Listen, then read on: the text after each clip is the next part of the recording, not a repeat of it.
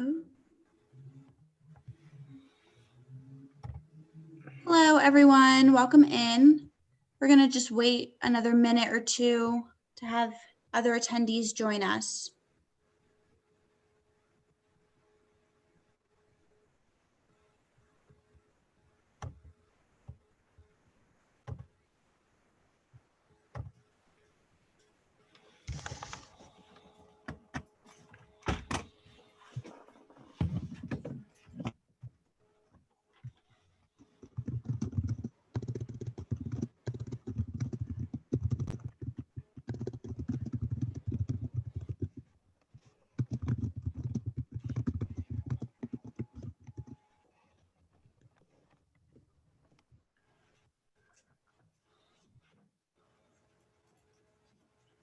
Hey, what's your password? QuickBooks. Houston, HOUS, Houston.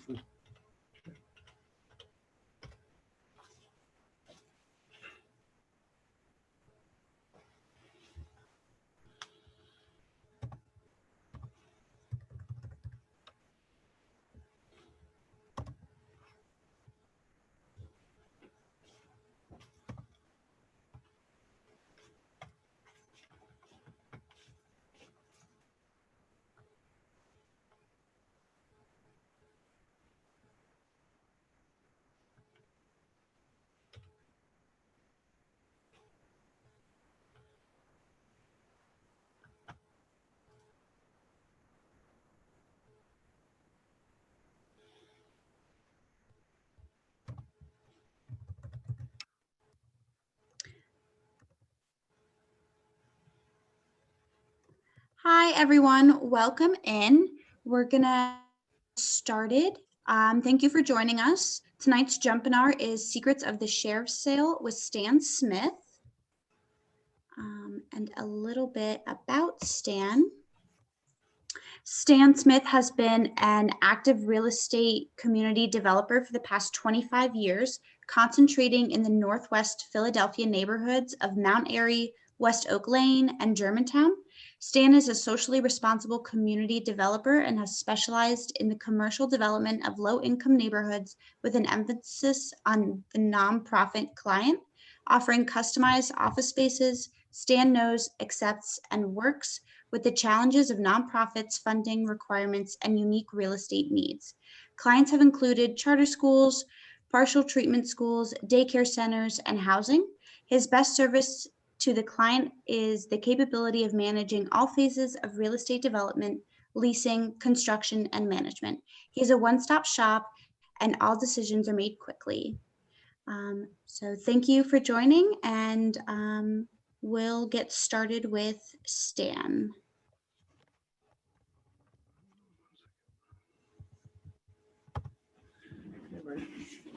Okay. Jesus, look at my hair. Oh my God. Fine, you join me? Yep. All right. Fine. Hey guys. So on the screen, I'm seeing You're not gonna see Adriana. anybody. Huh? You're not gonna see I anybody. don't see anybody. No. Just start talking. Yes. Yeah. Okay. All right, guys. Well, one thing you didn't mention was that the first 10 years of my life in real estate development, I just focused on flips because I was trying to generate cash so I can buy holds and create income for myself. So I ended up setting up a system where I was buying 16 to 20 houses, mostly row homes, because I can get in and out. And I was doing 16 to 20 a year. So, you know, when you add that up after 10 years, you do a lot of projects.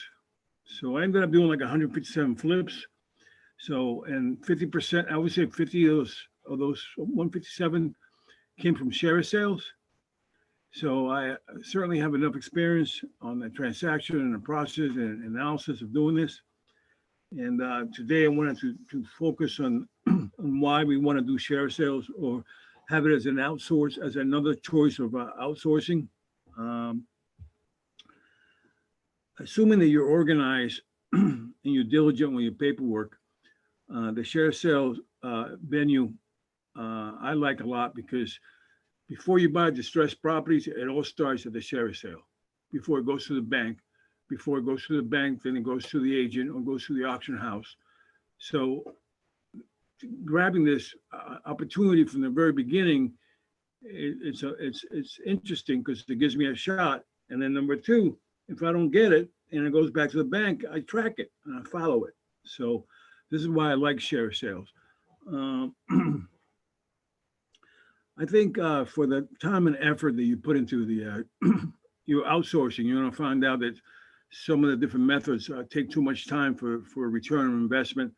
I think once you figure out the nuances from the share sale, you're going to realize that it's for the time you put into it, it'll compensate you. So that's why I think it's important that it's in your portfolio of outsourcing properties. Share sale is a process. It's not friendly. Well, it's not done with ease, but it can be productive once you establish and you know how to go about it. So um, our focus is really, for me, is mortgage sale. Tax sale is another focus. They both have different definitions. One's for tax claims and one's for mortgages owed on a property. The reason I like mortgage sales, you tend to have a better quality property. If you think about the logic that the bank is still responsible as a first position lien holder and want to protect their interest, they're going to pay the taxes. They're going to try to maintain the property, keep the environment. If the property is vacant, they're going to keep the property secure to make sure the environment's not getting in and getting dilapidated. Where in a tax sale, there's nobody being responsible except the owner, who falls behind, and the appellation is very common. So excessive renovations is common for a tax sale. So therefore, you know, you're going to expect to have a higher purchasing power, buying costs at the mortgage sale versus the tax sale, but you have a better quality property with better equity. Tax sales have home runs. You got to do your homework. I would diligently cover once a month. I would focus on my niche areas, whatever the district or zip codes you like, become an expert in those zip codes, and I would just track it and be patient and just make sure you check it every month. Concerning tax sales, tax sales have some disadvantages. The right of redemption is a big issue. You can't get title for a year, so that's a problem. And even if you buy it cash without title, you better find the owner and buy his right to the redemption, because there's investors out there who are buying those owners' rights, especially when the property goes at a tax sale for a cheap price. Other investors are going to say, wow, I missed that opportunity. However, I can try to reach the owner and buy his right of redemption and buy the property. So be aware that tax sales have a red flag of consideration. So be prepared to own the property for 12 months. I do have a story. I remember one of my very first tax sales that I hold was 38th Street in Spring Garden. I bought it for 10 grand and came with a tenant. So by me knocking on the door and finding out it was a tenant, I wasn't afraid to buy it. I agreed to whatever rent she could pay. She agreed to pay $400 a month. It was a 5-bedroom, 1-bath. And I said, sure, let's do it. And I wanted to get into a landlord-tenant lease, so in case I could use that as a legal means to get her out. So anyway, I waited 12 months. I didn't put any money in the property. I just collected the rent. As soon as the 12 months expired, I terminated her lease, vacated her, spent 25 grand in rehab, and sold the property for 160. So for me, that was a great investment, even though I had to wait 12 months. But I got some cash flow. I was able to get some rent out of it. So tax sales do have opportunities, not as much as a mortgage sale. The entry buying power is smaller, so it's easier. So if you lack financial means from the beginning, maybe this is how you get started. But your quality of properties won't be the same. But it's an opportunity that you must always pay attention, not ignore it. So I want to talk about the mortgage sale, and I want to focus on the mortgage sale. And I think the first thing you do is you want to prepare as much information as possibly as you can by, you're going to be doing drive-bys, you're going to do public records searches, you're going to do possibly non-guaranteed titles, which that's the same as saying a lien search. Um, you're going to be doing a lot of comps using your apps, real estate apps, to get values. You're going to do some skip tracing, also possibly to track down owners at times when the property is vacant or the property is occupied by tenants. Because one of the alternatives in a mortgage sale is that before it goes off at the sale, is you track the owner and you try to cut a deal so it doesn't go off at the sale. That's obviously your highest and best scenario. That's a little difficult because it's hard to find owners who are losing their property. They're already in distress, emotional situation. So it's kind of difficult to get their focus and get them to get excited. But it works. It's just a lot of legwork to focus on that. If you can't achieve that, my first consideration is get your tax information data. I use 3 websites to help me get organized concerning the data for the sheriff sale. Right, I'm going to ask my son to help me out with this. I use PhiladelphiaSheriffSale.com. I also use another site called SheriffSale.com. That site, I have to pay $30 a month. And I also use another site that is called the Legal Intelligencer, which is law.com. I know I sent attachments to the Jumpstart to add, and I can show you on the screen what I'm talking about. Ryan, can you bring it up? As they bring up those links, I will be sending all the attachments and links out tomorrow, along with the recording of this session for everyone. So legal intelligence? Yeah, so let's start with the Legal Intelligencer as one of the sites that I use to accumulate information and data. Before we get to that, I'm gonna pull it up. So, all right, share screen. All right. So can you see this? This is law.com. The city of Philadelphia, the sheriff department is required to advertise for free in 3 different papers.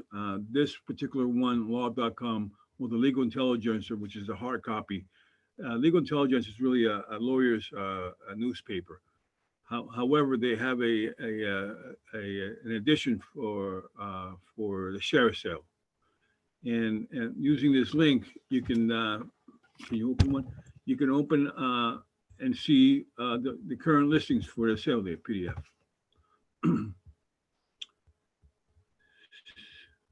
So if you notice, in this example here, this is January of 2021. They list the property for the month of January. When you actually go through the whole different, you can get every month separated. If you get the hard copy paper, which you can pay for it, it'll include the entire sale for that month, plus all the past properties that got postponed. Anyway, in this example, I just want to show you, I use this. I like this because it's a hard copy, and this represents the sequence and order that it will be sold at the sale. So this will let me understand where and maybe at what time this will go off at the sale. The sale typically could be 4-hour venture or more. You're talking about 1,000, 1,200 properties the city goes through. When I used to do it every day, every month for 10 years, it was around 400. And that took 4 hours. So this allows you to understand the sequence and where we're going to fall in the listing on the sale. So if you're a little savvy with this information will help you. The reason I like this is because it's organized and gives me what I need clear. So I'll just take an example. The first property with it has a date of 2011-301. 301 will be your written number. It gives you the address, the BRT number. It gives you the name of the owners, the legal. More importantly, it gives you the date of the judgment and the 5-digit number that is used for the judgment file. This information is important, so you're going to need to know this. Understanding the date of the judgment is important because this affects the value of your upset. We'll talk about upset price in a second. But this will tell you whether it's residential or commercial. One example that I can show you here that I like about this better than the other two sites that I haven't talked about yet is as you go through here, I see an example. I see RIT 310 to the far right. If you read that, it's an estate sale. That tells me that the likelihood of that property going off at the sale is very high, and it won't be postponed or stayed. That's usually a good sign. So anyway, one of the advantages of using the legal intelligence is just more organized and looking at the big picture. I want to bring another website that is free, that is helpful. It's at PhiladelphiaSheriffSale.com. Can we bring it up? Yeah. We can get rid of that. Yeah. I'm going to do another share screen. So, give me 1 second. Wait, Philadelphia Sheriff. So. Okay. Move this one? Hold on. Yeah. All right, give me a second. Hold on.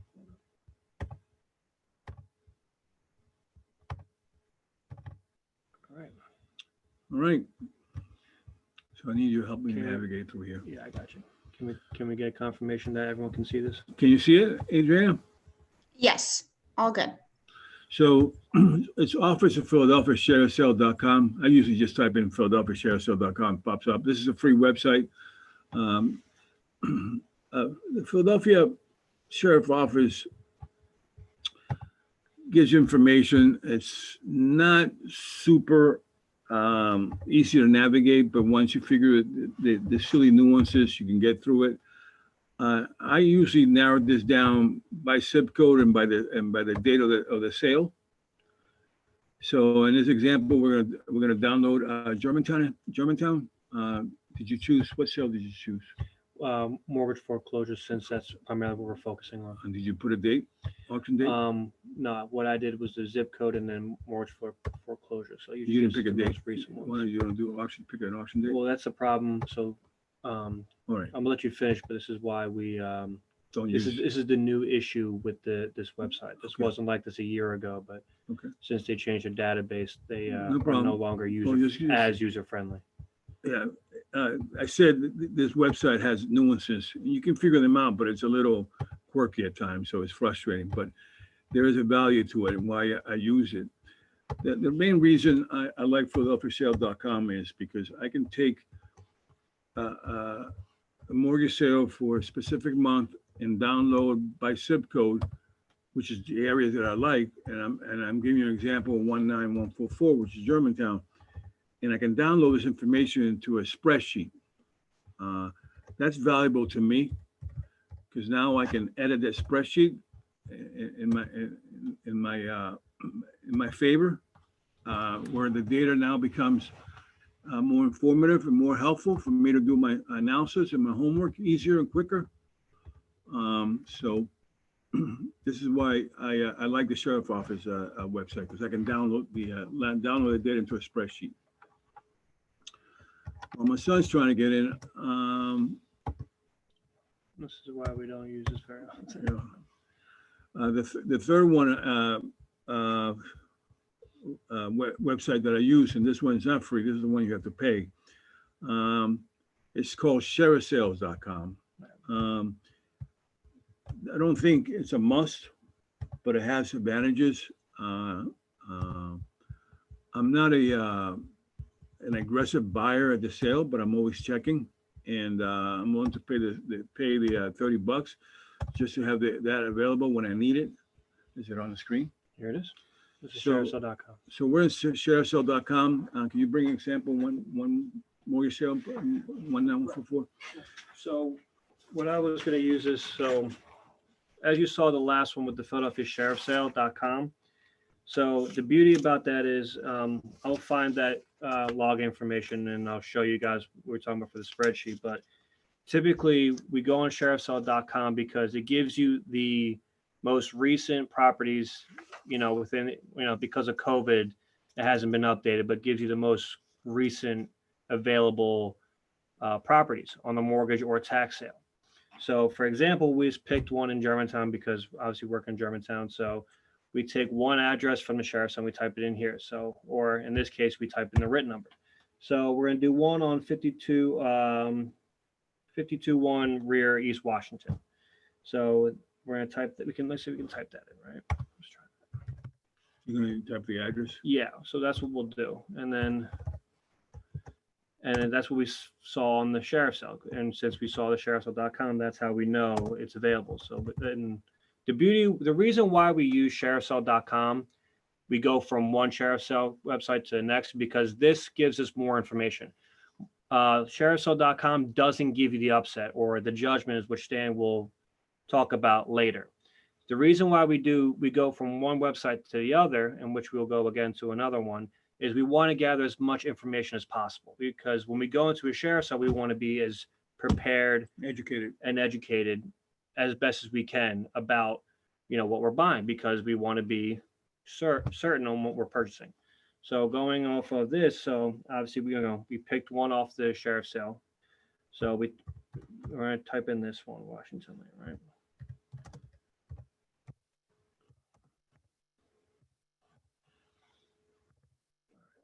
And then we're going to do all we're just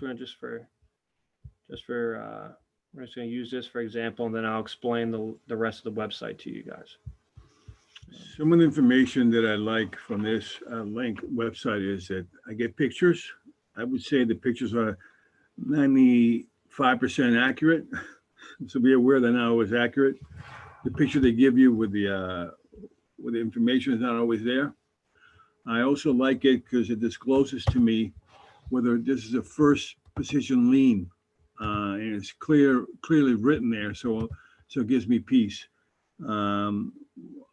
I want to briefly touch on a discussion on lien position. The way that the mortgage sale works is that the foreclosing lender has a right to through public auction, take control of the property. Typically, the first mortgage ever recorded under the owner's name is going to be considered the first position lien. Any subsequent lien will be considered junior lien, so that would be a second or a third or a fourth mortgage. Typically, a second would be a ELOC.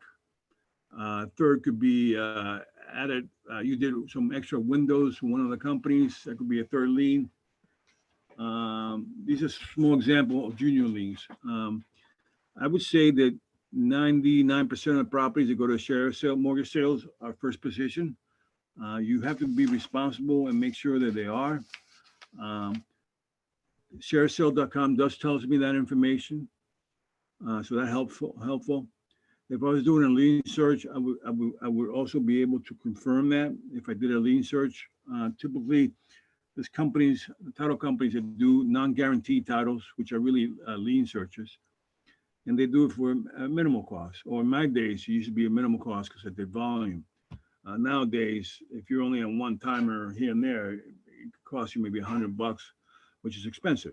So, and lien search is just more ammunition and giving you more vote of confidence that you're buying a property that is in a first position.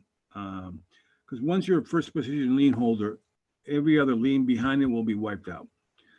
So the only nuance with this is that the only time that the first position lien holder is affected is when you have a IRS lien or a welfare lien. Obviously, those will always be advertised at the sale, either by the attorney of the writ when he stands up, or will be advertised on the free advertisement that there's a lien, IRS lien holder. Concerning the IRS, they usually, if the IRS is involved, and I've bought numerous properties with IRS liens, which means they take priority over the first. what I've learned is that the simplest thing is to call the IRS office in Philadelphia, talk to their, I forgot the title, but of the gentleman, but and they would tell you their position they're going to take. By right, they have up to 3 months to buy that property back from you at the sale. If they choose to enforce their lien position, but typically they're going to be at the sale if they were really hot for the property. They would be at the sale protecting their interests.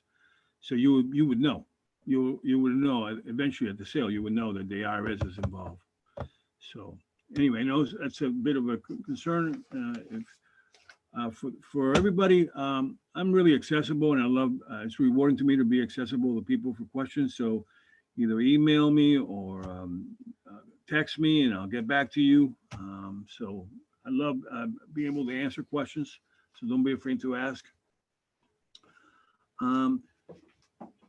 Ryan, can you bring the example up, or Yeah, sorry about that, guys. You know, we had to change computers, so of course, at the last minute? yeah, last minute we're so unorganized. So we apologize, everybody. But let's try this one more time because this is very important. This is going to help you understand why we do this process, and this, you know, if you understand this, you know, this will help you with your homework. So, okay, finally we logged in. Great. Okay, so we're going to go back to step one, beginning with the Philadelphia Sheriff's Sale office.com, right? So let's see what we got here. All right, we're just going to stick to what we said, mortgage foreclosure, and we're going to stick into our zip code.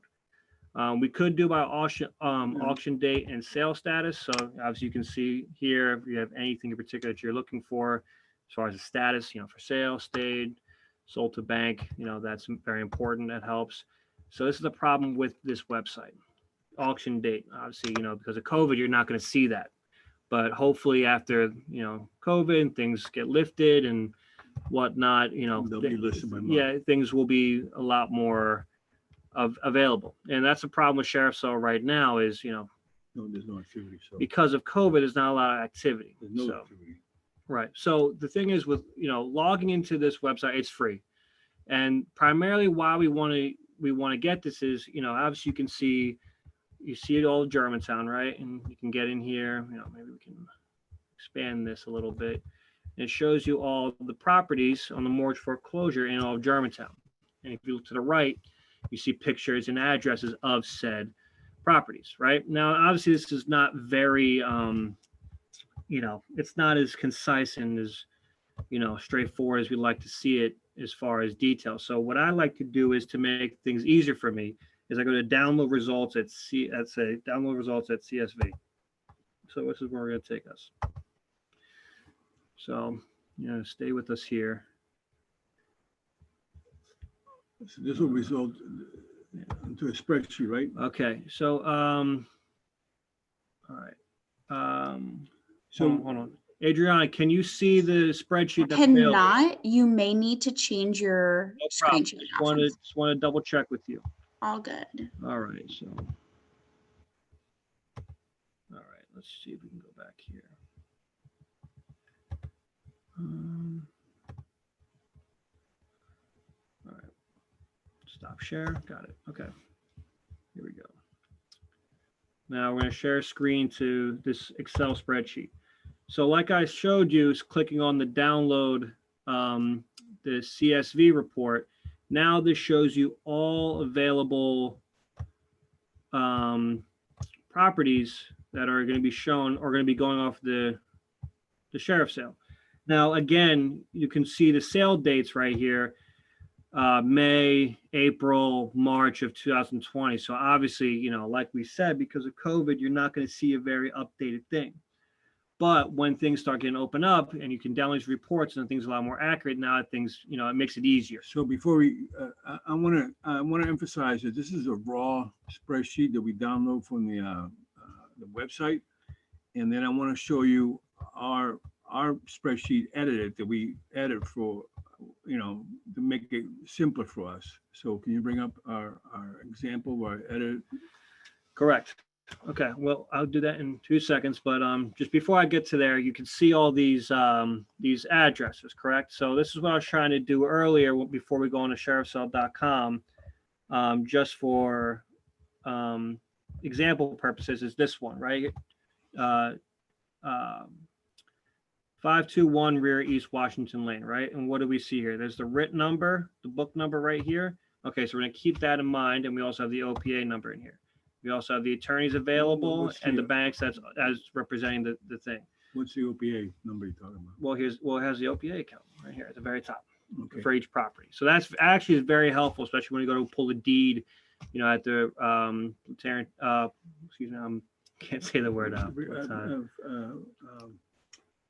Well, the office of Yeah, deeds book and of deeds. recordings. Yeah, there's another word for it, but I'm blanking on it right now. So here, let me stop this, and we're going to show you exactly what our next Excel sheet that we like to show you. This is an Excel sheet that we edited once we take the raw, Mm-hmm.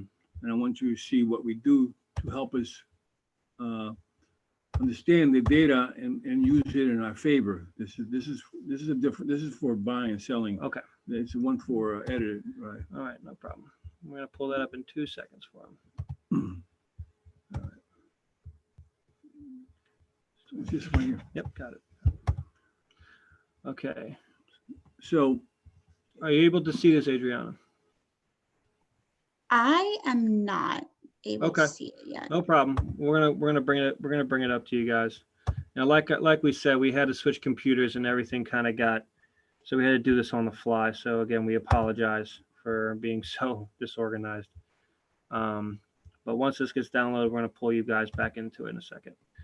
All right, so let's pull you out of here. Get you guys in here again. Here we go. Okay, can we see this? Yes. All right. So I want everybody to pay attention. See, what I did here was I kept some columns that I thought were important to me, and I added new columns. If you look at row 1, if you look at the red bar, it'll tell those are all columns that I added. Why did I add that? Well, one thing that the sale gives you, the information they give you is the upset. And the upset is what's owed on the property, or it's a judgment on the property. Don't confuse the sheriff costs with the upset. The sheriff cost is typically the cost of the sheriff or bring his property to the sale. It has commissions, it has gas, water, and some other miscellaneous fees, and that's part of the upset cost. So if you ever see a sheriff cost, don't confuse it with the upset cost. And the upset cost has different names. Most typically as simple as debt owed on the property. It's that simple. But once you know the debt on the property, you can begin to initiate your analysis to decide which properties are you going to address and focus on the sale. In this example, I have a bunch of properties. And if you notice, the yellow highlighted ones are the only 4 that are based on my thresholds and my information that I'm going to focus on. So I got to come up with an average sale price, ARV, so I can understand how to analyze this. I also need to know the upset, and there's a column C has the upset price on it. If you notice, I have 4 columns for 4 different apps. I take the average of that app. That happens to be column D. Gives me an average of my 4 apps. Just trying to come up with a price in our ARV. And then I have a threshold column. My buying threshold is not to exceed 42 cents to a dollar. I got 31 years of doing this. I've done thousands of spreadsheets. I already know from experience and calculations that I do not exceed 42 cents to the ARV number. So if it's worth, let's say, 100 grand, I'm not paying more than 42,000. I'm going to need you to trust me, only because I've done this thousands of times, that I know that's the range that I don't want to exceed. You can go up to 50% if you want to, but I know in my lessons between buying and rehabbing and selling and blah, blah, blah, and cost overruns, I need to be at 42 cents. A lot of my colleagues who are born and raised in some of these neighborhoods who have relationships, they're buying at 35 cents to the dollar. So their buying power is lower. So now that you know that my number is 42 cents to a dollar, and obviously for you it could be 40, it could be 45, it could be 50. I just know that I want to be safe, so I'm at 42 cents to a dollar.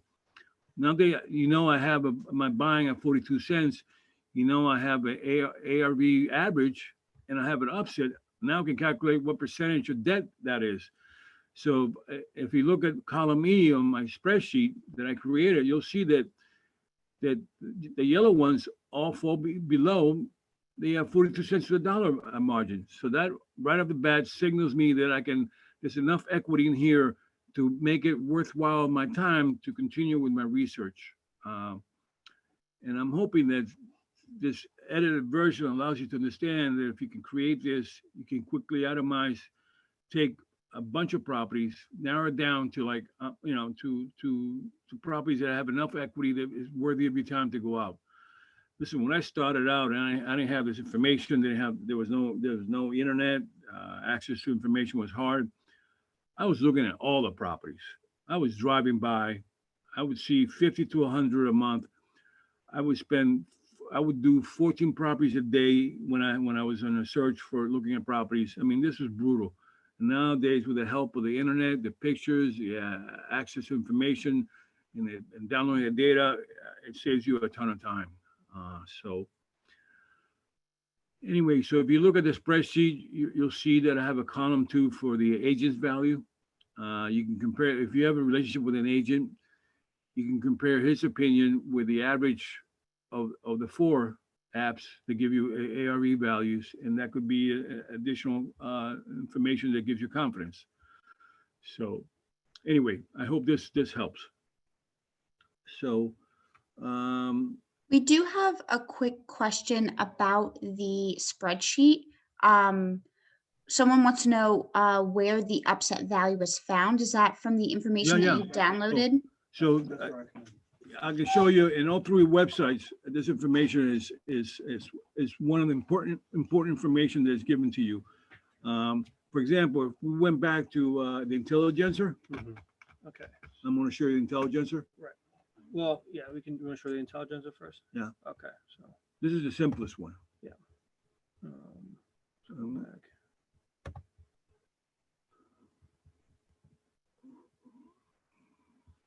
Oh, okay.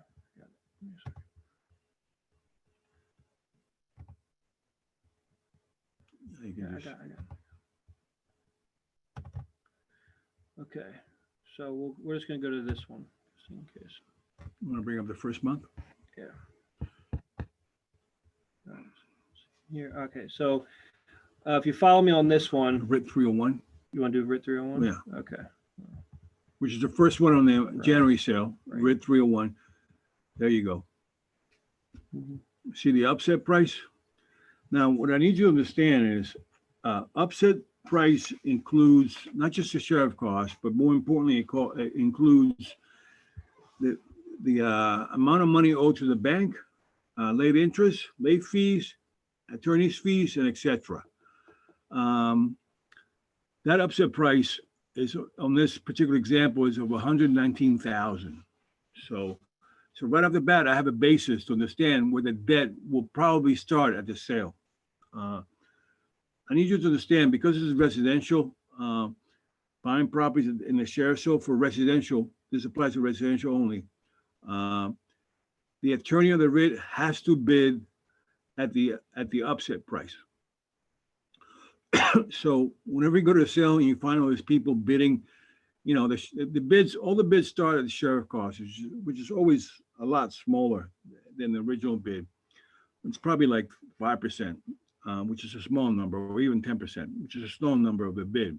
Let's say the bid's 119, like this one, the sheriff cost would probably be like $5,000, $7,000. So the sheriff cost is how the auctioneer starts the pricing. And you see people bidding at 10, 20, 30, when in all actuality, if you know the upset's going to be 119,000, the attorney on the writ is going to protect that number. He's going to go up to 119. So there's federal guidelines on why they do this, without getting into details, but just be aware, save yourself some time when they understand that when you go bid, the auction, the sheriff will release, and the attorney of the writ and the sheriff will release his property to the people once it reaches its upset value. So anyway, that's one way to find the upset. Ryan, could you show them on maybe another website? Like, Sure. All right. So, Adriana, can you see that we're back on the sheriffsall.com website? Yes. Okay. So the problem with this website, and this is why we have the step process that we do. So we're gonna go down to this one property right here that I was talking about for an example, right? So you can click on this, you can open it up. So you see the opening bid is 18,900. So obviously that's not the upset. That's just for the sheriff and the costs and whatnot. So if you look down here, it says the assessed value, right? So obviously this is, if you look in the description, it says a vacant land reside acre, right? It's a vacant lot, when really this is why you go and drive by these houses to double check, and it's actually a single home. And we'll get to that to the next website. So before, in the past, this website used to tell you the upset. For some reason now it doesn't, and this is why we have this second website in here. So unfortunately, if you type in the address, it's not going to come up. So you got to do by book and the writ number. So for the one that I just showed you, this is the writ number for it. I'm going to do. Sorry, I'm using the other numbers here. So here we go. So 203. -506B. Now there's a property that we're looking for, right? So now it says the opening bid is different, right? But the beauty about this website here is obviously, you could see that this is a home. It's not a vacant lot. It's a little frustrating when you get, see all these properties on, these different sources, and not always the information is correct. So that's why you got to do your extra legwork to make sure what you're purchasing is actually what you're looking for. So in this example, opening bid is obviously the sheriff cost. Then the second item on that right-hand side column is judgment. You'll see this 124, which is the upset. So now you know that this bid on the residential values, the attorney in writ will always go to the upset. So be prepared that if you're interested in this property, it's going to be at least minimum of that number, not below. It's got to be that number or above. So I plug that number into my spreadsheet, and I compare it to the ARV values that I got from my different apps. And I use my threshold 42 cents to the dollar, or 42%, and to calculate whether there's enough equity for me to have any interest in going out and looking at the property. Because I'm trying to digest a lot of information and narrow it down to specific what I need by zip code, save myself a lot of time, and make sure the property has equity worthy of my time and effort. Because once you decide that this is a property that you're interested in going and go to the sale, there's a lot more homework to do. Another thing that I like about this website is that it tells you, if you look at the, right here, can you highlight it, put the highlighter, subject to a mortgage, it says no. Remember we talked about first lien and second lien position or junior liens? So that's important to know. And then it has some other features like LI reports and etc. Right. Anyway, understand that all three of them have a different specific results. We use a combination of all three to ascertain our information and simplify our life. And this is why I recommend this. I think the spreadsheet, editing the spreadsheet, and can you go back to the spreadsheet? Yeah. Editing the spreadsheet, once you download it from philadelphiasheriffsall.com and editing it, and this is a powerful tool for you to get organized, understand whether I should go out and look at the property. So obviously, for those that are struggling to understand this, I'm happy to meet with you. I'm happy to call me, talk to me. I'm happy to respond if you need help. Anyway, let me go to my next subject.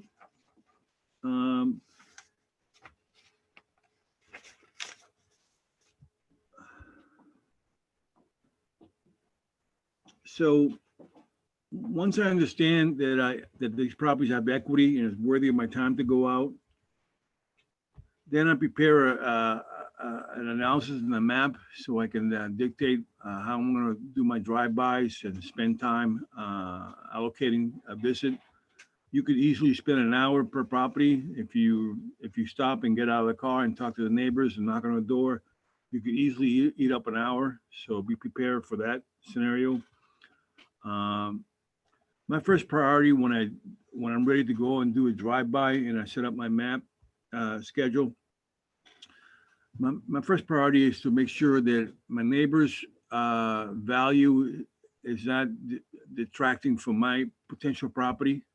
I also make sure that the street is acceptable to me. Obviously, an example of a decent street is a tree-lined street, double wide. I also look for vacant properties, boarded up properties. A lot of my buyers are FHA buyers. FHA loans don't like giving appraisals on a block with 3 board ups. So that would send a red flags to me that that's not a good sign when you got 3 or 4 board ups in your street. So I look for that. This is before I even knock on the door. This is what I'm looking at. Neighbors value and the street value and the board ups. And then I drive through the back of the property, make sure there's a back to it. And then I try to ascertain whether the electric is on or not. Sometimes I get out of my car, I walk close to the meter and see if the meter's on or off. Why do I need to know that? Well, that tells me right off the bat whether it's vacant or not, or occupied. So once I've done that homework and I'm still interested, I proceed to go to the front door. Obviously, before you knock, because the whole point of knocking is to understand whether it's tenant occupied or owner occupied. Is it awkward to when you don't have the experience? Yes, to deal with a knock and an owner who's emotional. So one of the recommendations I make is you peek through the window. I'm going to tell you, an owner occupied house is furnished so much different night and day between a tenant and an owner occupant. Right off the bat, that should tell you whether it is owner or tenant occupied. And that's another hint to help you ease you into knocking on the door. Why do you want to knock on the door? Well, you want to find out first if the owner is willing to have a discussion with you about considering selling the property to you rather than let it go to a sheriff's sale. That conversation, if he lets you in, be prepared, could be an hour, just listening to the emotional roller coaster of the story. Why do you want to knock? Because you want to know whether it's tenant occupied. Why do you want to peek through the window? Because you want to make sure it's also vacant. Because if it's vacant, this property is very likely to go off at the sale and not be stayed at the sale. So this is why you walk your way up to the door, you peek through the window and ascertain whether it's occupied. And if it is occupied, is a tenant, is a family, is an owner occupied? And then if you knock on the door, be prepared to have the name of the owner ready to go, show respect. You only have like 5 seconds to get their attention. So that's another conversation for another time. I'm happy to have a discussion on the phone because it takes a technique to get their attention. Also, there's 3x5 cards that you can leave. And if you don't want reach out to the owners, but really your whole priority of going to the property is to understand whether it's occupied or not occupied. That's really your first priority, and you're going to find deals where the properties are vacant. People leave the house, people pass away, and the state didn't take care of the expenses, and this is normal. So. I don't recommend for novices to buy properties occupied. Remember, I gave you a threshold of 42 cents to $1 for me. If I was occupied, that number goes down to 25 cents to $1 because there's a cost of holding. There's a cost likelihood of legal because you might have to sue the owners to eject them. There's an emotional cost of this of managing this transaction. Because it's a human relationship. There's also cost of carrying it if you bought it occupied. I'll give you one hellish example. Um, I want to give you two similar stories where I bought it occupied. The first one, I didn't speak to the owner, but I got in the property. And the equity in the property was so big that it was worthy of the risk and the aggravation factor. The owner did make me go through 2 years of municipal court legal to get him removed because there's no landlord-tenant relationship. You have to go through municipal court. That cost me, at that time, I don't know, $3,500, $5,000 in legal fees, and then the cost of the loan for carrying the property. At that time, I bought a property for $99,000. I eventually sold the property for $450,000, and I made like over $100,000. So it was worth it to sit there and wait 2 years of paying the water bill, paying the taxes, paying the interest on that loan until I removed the owner who was being difficult. He didn't want to leave. So that obviously that had value to me. And as a little experienced guy, I wasn't afraid to do it. For a novice, I don't recommend this. If you don't get seasoned with a share sale, it's a lot to ask. It's a lot. It's emotional, and it's aggravating. So whether you buy properties that are tenant occupied or they're vacant. I've been successful with tenant occupied properties. The term cash for keys is typical transaction. What does that mean? I'm going to give you cash the moment you leave. So, it could be $1,000. I've done $1,000 with a moving truck and 4 guys and boxes. I've done $2,000. I don't do anything, just get out. So I've done up to $2,500 just to vacate the occupants. And it's called cash for keys. So obviously vacant or occupied by a tenant has value to you. So, and it's worthy of pursuing at the share sale. So I want to talk next about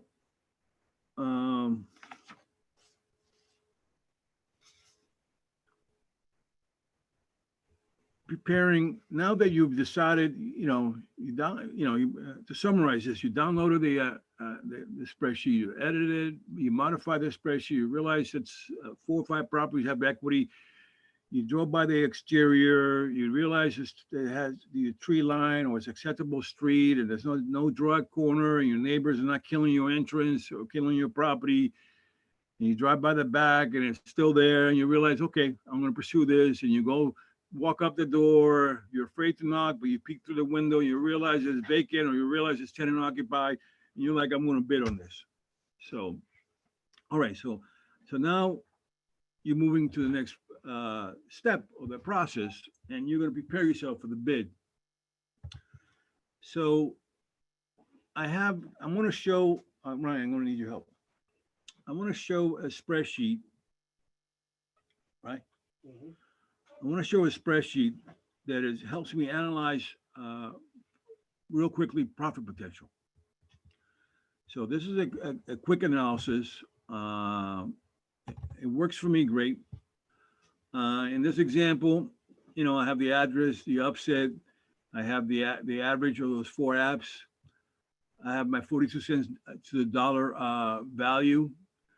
I also know that my acquisition hard costs and soft costs cannot exceed 75% of loan to value. So I plug that number in there. Now that I have my buying and my my 75% loan to value, I know what my profit potential is going to be.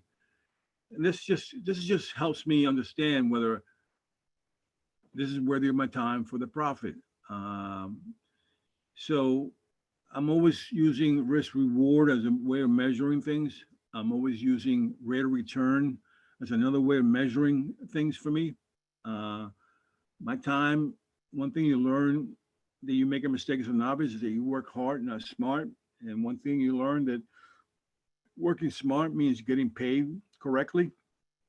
I remember cranking out, I remember I was telling you, doing 60 to 20 a year because of the process. I was doing a lot of properties that by the time I was done, I was like, that wasn't worth my time because it was just another deal that I could make money. But I was just forcing the jump shot. And so the reason why I like these quick analysis is because it allows me to consider this information.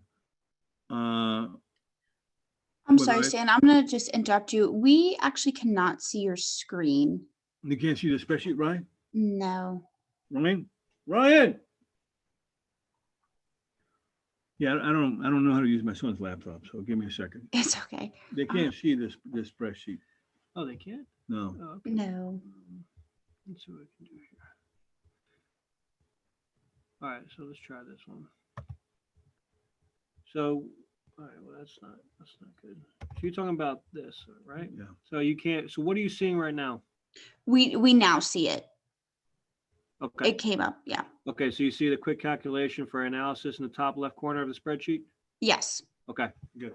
Yeah, so see, I have a column for upset. I have the average for the 4 that I got from the previous Excel that I downloaded and modified. I put my threshold. I have my all in, which is acquisition, hard cost, soft cost, cost. It tells me my profit. Then I calculate my sale price. Anyway, this just tells me what I'm going to make. And I was talking about working smart and not hard and getting paid for your time. And you have to figure out what that number is for your time. I use a rate of return as an example. Why do I use rate of return? Well, in real life, most homeowners put their money in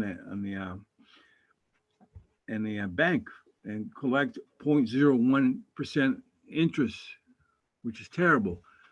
You can go to a credit card company, use them as a bank, and they'll pay you 0.25% return, which is obnoxious. So then you decide to go into the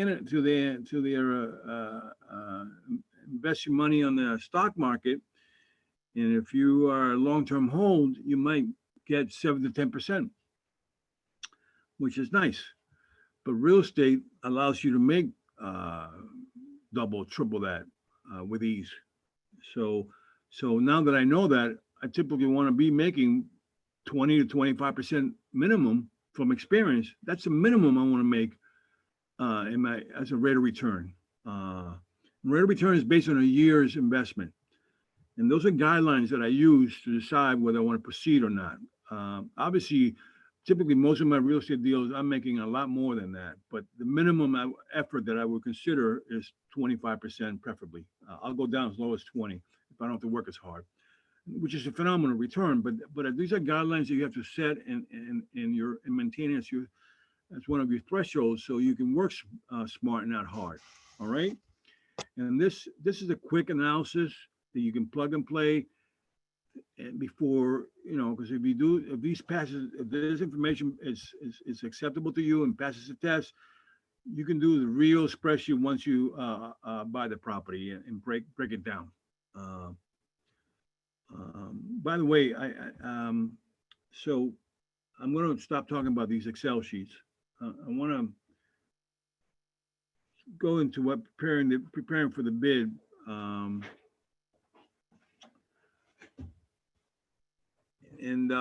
So now that I narrowed down to a number of properties for the sale, I look at the property, and the sale is an emotional state of mind.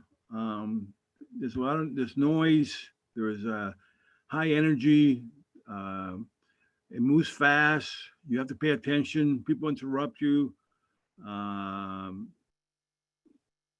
It's a little obnoxious.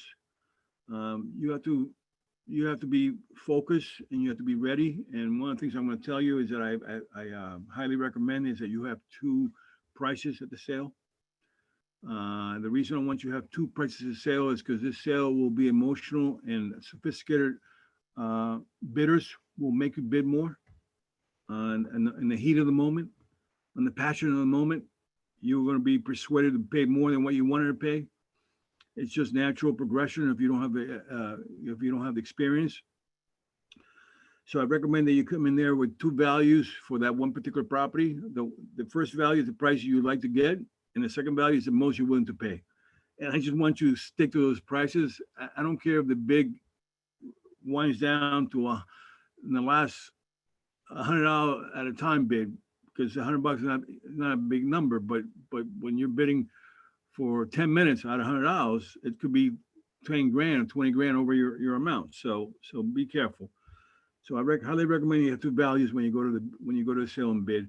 I recommend you arrive half hour early. I recommend that you confirm the upset price before the auction begins. Why do I want to know that? One, you want to know if there's a major adjustment on the upset price that changes your values. So that's consideration. Number two, you want to know the upset price so you can be respectful at the sale and go straight to the upset price and go $100 over the sale and begin the sale correctly. So how do I get confirmation of the upset price before the sale? Typically, if, I'll set some time on the Friday before the Monday sale for mortgage sales. They're on Mondays. Typically, I would call the paralegal for the attorney. The attorney is listed along with the seller's name, owner's name. So you can always know which paralegal it is, which law firm it is. There's only like 6 or 7 law firms that focus on share sales. So once you get all the names and the numbers, you should you should put those in your database and keep it on record. I always ask when I call, I always ask a paralegal, and my question to her is, I give her the VIN number, the date of the event, I give her the address and the date of the sale, and she'll confirm the upset and give me the new upset, so I can be prepared to go into the sale and understand where my bidding will start. If you don't call the attorney or the RIT or the paralegal for the attorney on that Friday, sometimes I show up half hour earlier at the sale, and I wait outside at the door when they walk in before they sit down, or if not, I get them when they sit down, and I approach them and I ask him what the upset is based on the writ, and he'll tell me. So anyway, so just understand that that's a technical edge that will help you facilitate and organize you and prepare you for the sale. So I like the legal intelligencer. I know we spoke about it because it tells you, it gives me an idea where it's going to be on the sale, and whether in the beginning or at the end, so I can correctly understand my time there. When you go to the sale, you're dealing with a sheriff or judge who has a mallet. That's the gentleman you have to focus on.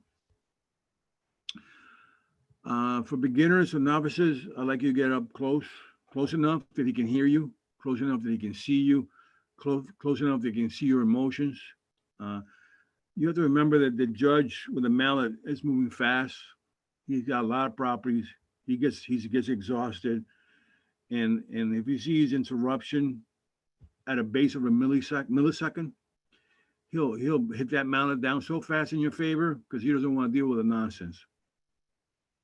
So if you can be prepared, stand up, be loud, stare at the judge with a mallet, focus on him. He focuses on you.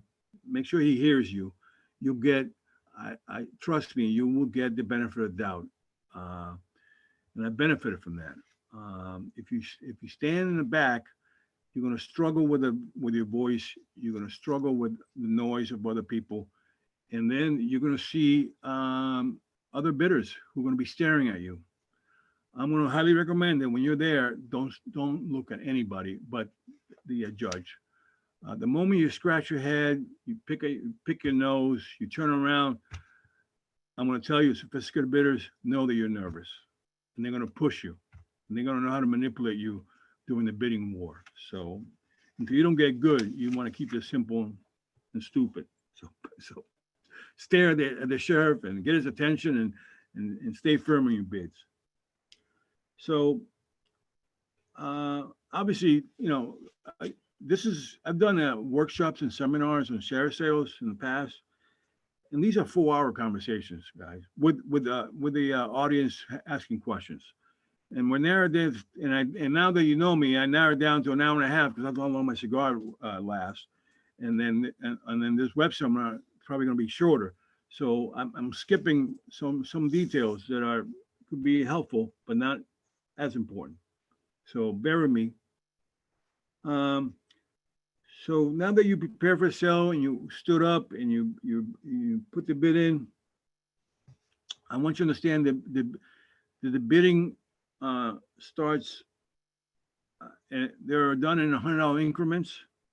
Um, Obviously, they start after the sheriff cost number. I told you to go up straight to the upset and go $100 above the upset, so you can save yourself time. On bids where you have spacing of 5 to 10 grand, I would just bid 5 grand at a time. When it gets close to your personal bid, I would narrow it down to the last 1,000. I would start going $100 increments, so you can understand where your other bidders are going to be bidding with you, competing with you.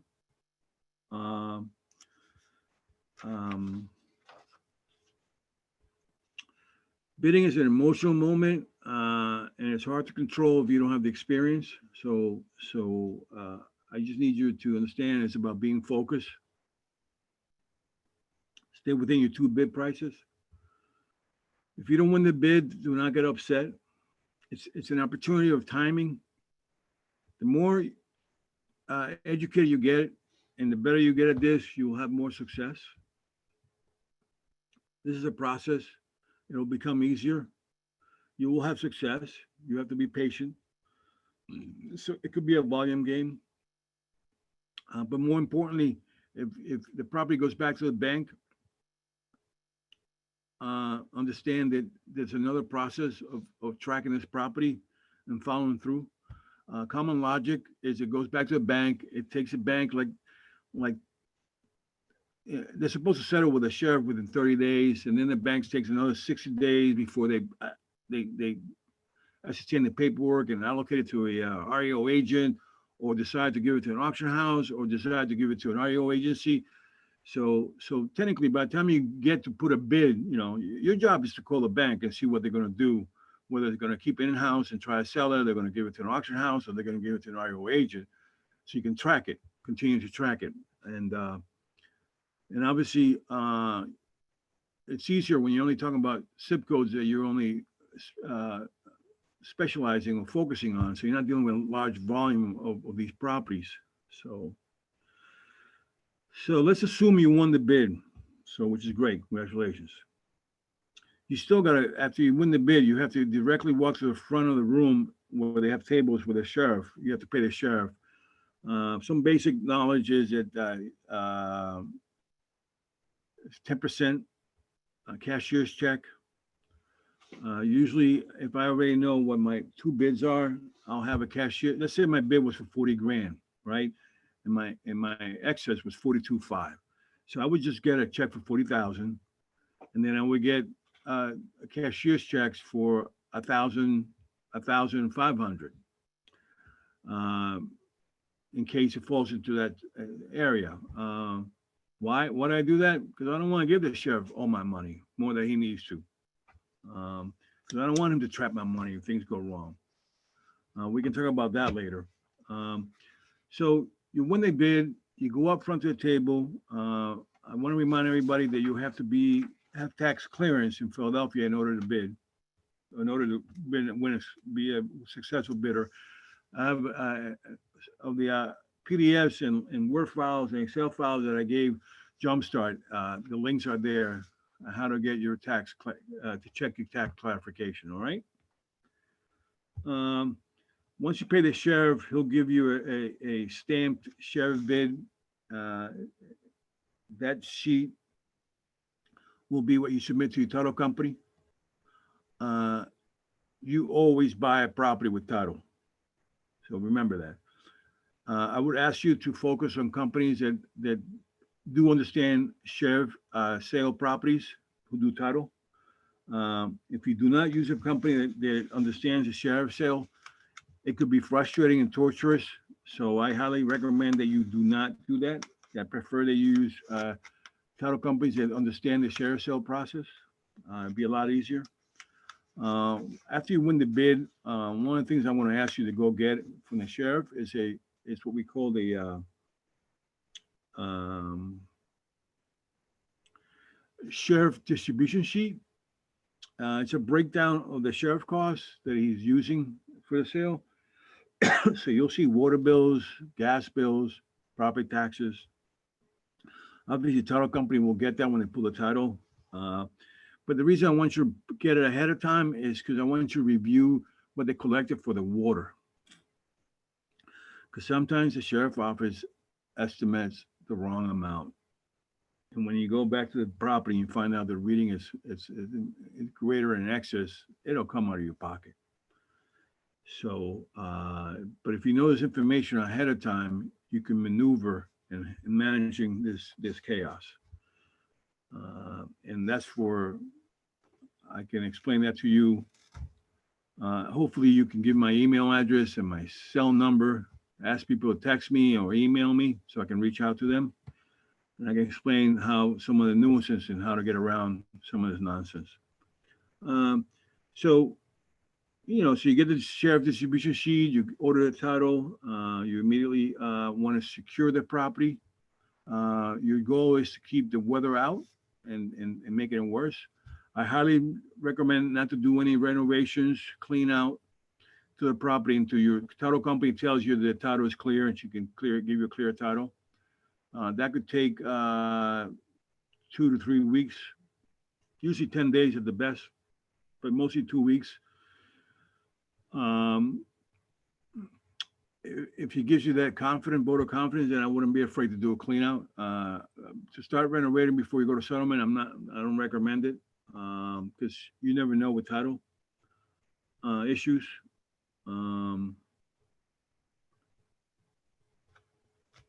So you want to secure the property, keep the element out, change the locks, turn the utility on. If you buy in the winter, some of your best buys will be in the winter for various reasons. People don't do the research, don't go out and look at properties in the winter. It's too cold, too much snow, not pleasant to be out in the cold, and you end up having less competition. You end up buying properties in the winter. Plus, there's a cost of carrying properties in winter because you have utility bills that are high, like gas bills. If the property has working boiler, if it's not working, then you're going to now you're going to have a building freezing, and now pipes are breaking, and now you have more damage. So then you're like, I'm not buying properties in the winter. So you tend to have more availability of choices during the winter, which is great because by the time you go to settlement, spring starts. So your timing is perfect. You'll have the property rehab and done, ready for the fall, for August prime time. So anyway, if you get lucky and you got a working heater, start it up in the winter. If you don't, or you don't want to spend the money until you go to settlement, then do me a favor, just empty the lines and winterize it, so you can reduce some of the damages. While you're waiting for settlement, you're preparing your financial package with the bank for your financing. The share sale only gives you 30 days. This is not disclosed by the sheriff office, but I know this because I've done this myself many times. If you have title delays, issues that need to be resolved, a common example of delays created by the sheriff office is that they didn't register the proper notice to all the lien holders, and therefore this sale could be canceled and returned to the sale, which you'll get your money back. But usually it's just because the sheriff and the attorneys did not file it correctly, or they can't find the file and it got lost, but it eventually got found. Anyway, there's delays. And in the past, I've been able to go to the sheriff office with a letter requesting an extension of 30 days due to title issues, and they stamp it and they give me an extra 30 days. So be aware that that's another angle. It's not advertised, it's not told by anybody, but I've done it plenty of times. So, because you will have some title issues, and sometimes it's from the attorneys or the sheriff that didn't do their filings or recordings correctly. I have had properties go back to the sale and because the title was not done, the sheriff title wasn't done right, so the notices were not done right. So therefore, I had to go back to the sale, to a public sale. So I have lost properties that I bought the sale thank God, all I got, I didn't put any money into it, so I got my money back, but it does happen. So, all right, so this is like a short summary. I think I'm gonna stop talking and hope that people have questions. Yeah, we have quite a few questions, so I'll start reading them off to you. I can give you a few stories. Start with the questions first. Go ahead, ask me. Okay. So Ty wants to know about how long does it usually take to receive the deed in your name? Well, so the city of Philadelphia, that's a great question because sometimes you can move this property fast and flip it and move it fast and sell it, but you can't sell it without the deed being recorded. So the city is notorious to be at right now around 3 months, between a month to 3 months before it gets recorded. So if you're one of those fortunate that bought it right, you can flip it. What I've done plenty of times is, this is really important. I go to a sale. I've done this a lot or enough.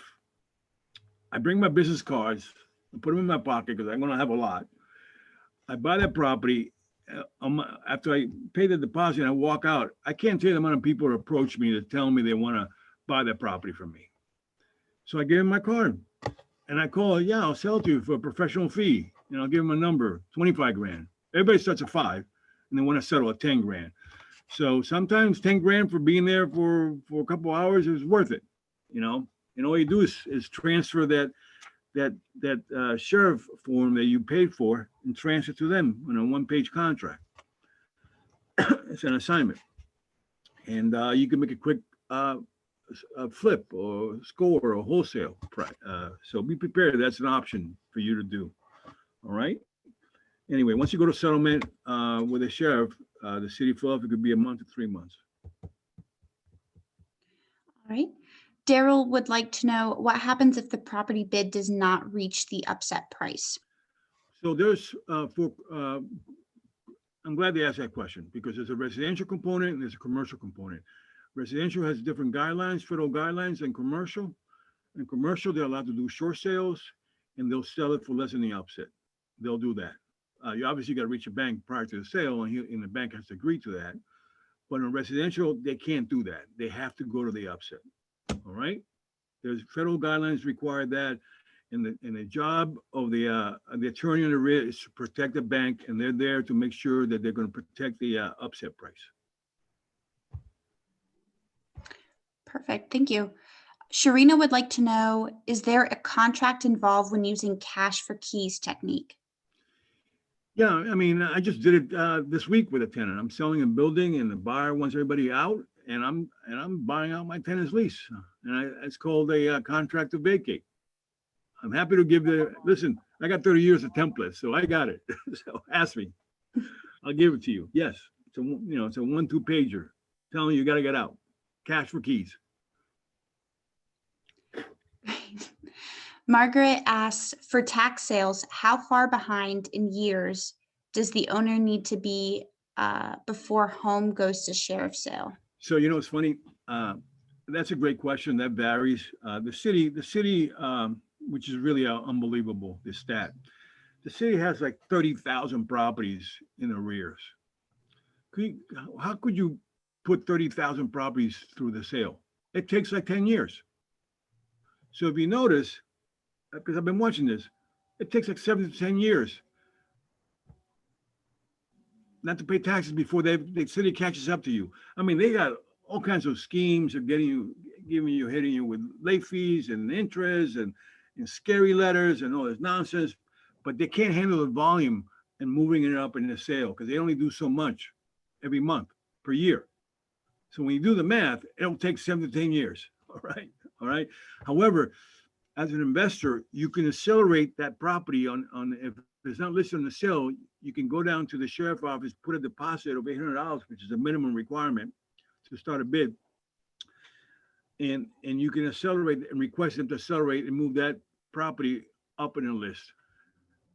Sometimes that could take up to a year, but a year is better than waiting 7 to 10 years. Great question. Awesome. Lexi would like an explanation on what property means when it's subject to mortgage and when it's not subject to mortgage. So explain that to me.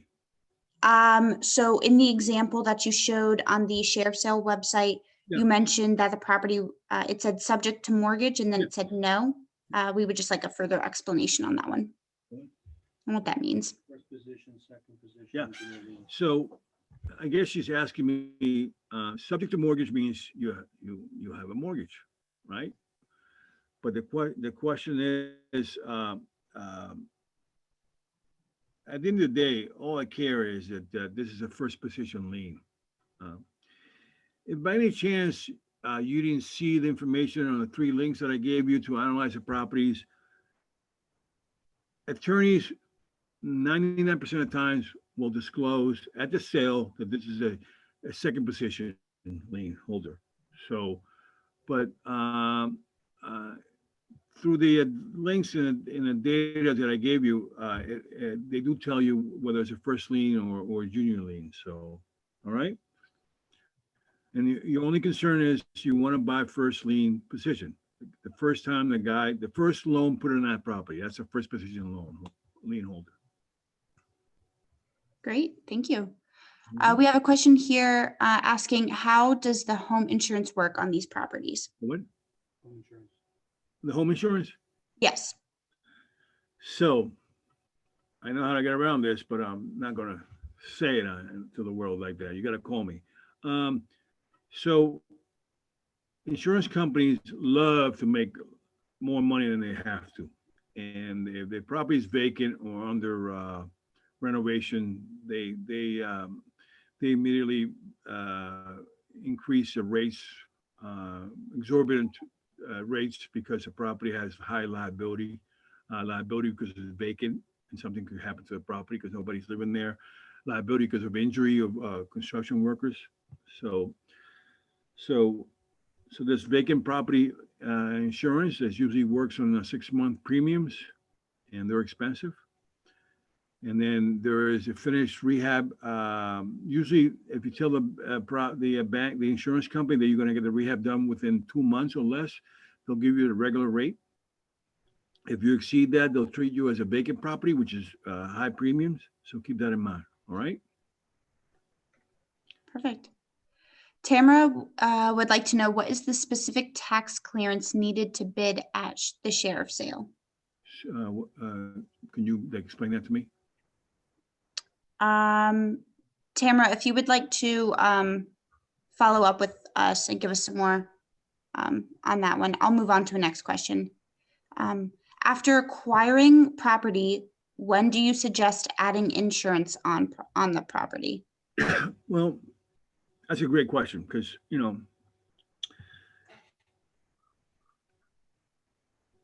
when you put a deposit at the sale, you have a controlling interest in that property. So therefore, you should protect your interests, and you technically should put the insurance. I put the insurance when I go to settlement. That's when I do it. All right. So, but you have a controlling interest, and if you think about the logic, you should put the insurance the moment you take control. The moment you have a controlling interest, which is when you have a deposit. So, all right. But I personally don't do that. I put it on when I go to settlement, and I get a loan with the bank. Great. We have a question here asking, in your experience, has an owner ever successfully been able to get back their property on a tax sale via the right of redemption rule? Oh, of course. I'll give you a couple horror stories. So when I started, I had some colleagues that were part of a group, and the group was meant to support and learn from each other. And this particular gentleman by the name of Steve, we were buying tax sale properties at that time, and Steve did 2 tax sale properties where he started renovation during the redemption period, and they got redeemed, and because you only get 110% back from the tax sale, so you get your purchase plus another 10%. They might, and this is questionable, but they might also give you back anything that was improvement that had to do with the property not falling apart, like a roof, you know, structural, you know, but cosmetics, you're not going to get reimbursed for that. Anyway, Steve twice did this and got redeemed. So, in the other side of the story, I had a friend who's really good at tracking owners down. That's he has the patience to do that. He obviously uses some search engines, and he has some access to detectives to do this for a fee. So he got good at understanding how to go about it. And my friend was able, like his position was, hey, that guy got that tax sale for that price. Oh my God, I'm going to find the owner and I'm going to buy his right of redemption. Well, my friend would do that. So as an investor, his job was to find owners and buy out the right of redemption. He give the owner $5,000 and he go buy the property back. So yes, so it's important you understand the right of redemption rule. So if it's vacant, awesome. If it's not vacant and it's occupied by an owner, you got a problem. So, or your risk reward changes dramatically. That's all. Gotcha. So Tamara followed back up with us, saying you mentioned we need to have a tax clearance to bid. And so they just want to know if there is a certain clearance you need to have to apply, or do they just make sure all taxes are paid under the name? Yeah, their no, name? no.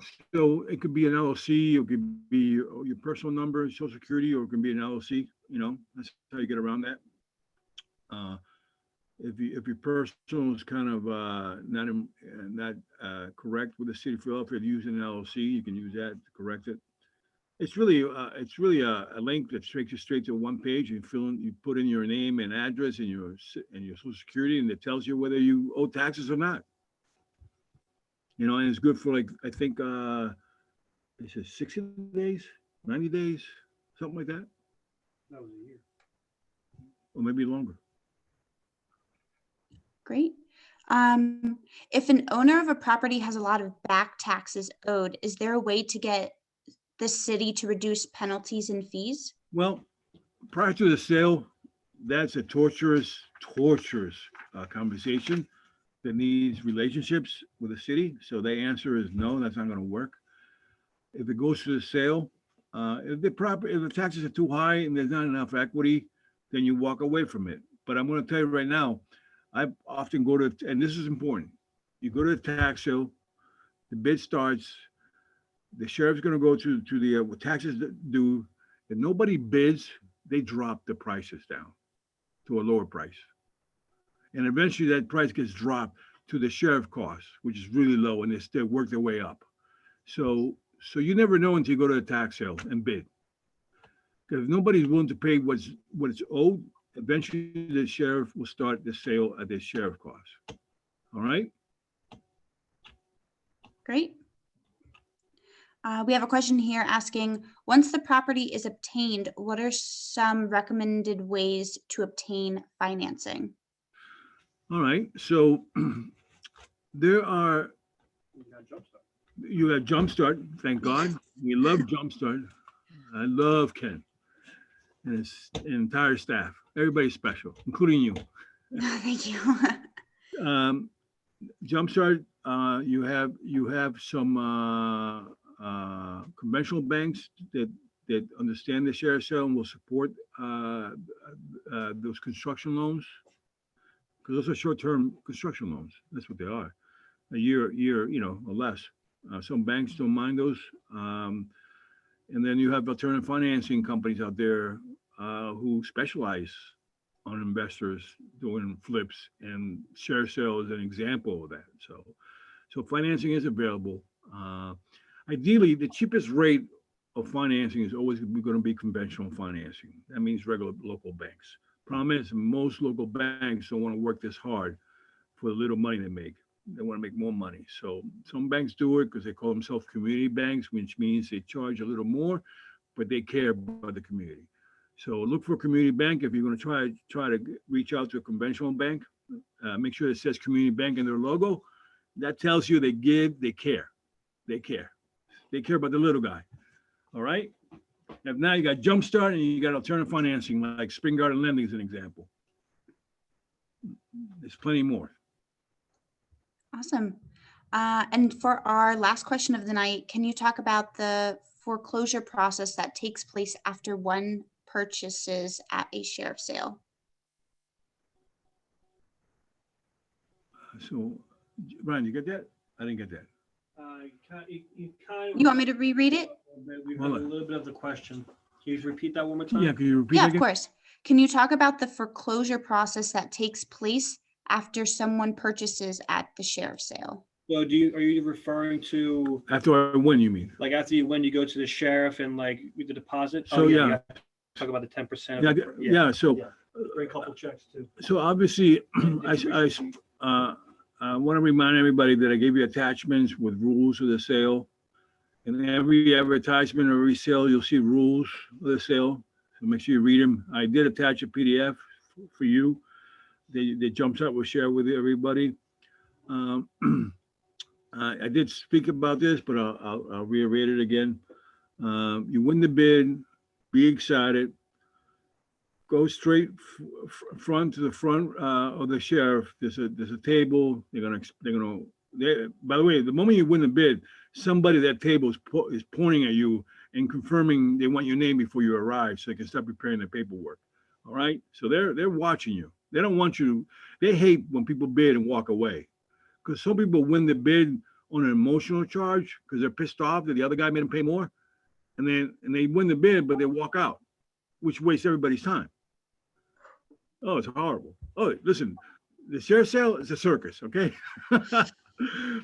It's a circus. 90% of people don't know what they're doing too, so it's a circus. But anyway, the sheriff is going to get your attention. Going to want you to disclose your name before you arrive, and you're going to walk up. You're going to give up 10% of the bid. Obviously, you brought, cashier's checks is the only one to take. By the way, when I used to do this, for years, they would take cash. So I was notorious. Once a month, I'm walking around in my briefcase with 10 grand minimum in cash. I should have been robbed once a month for 10 years. Should have been robbed.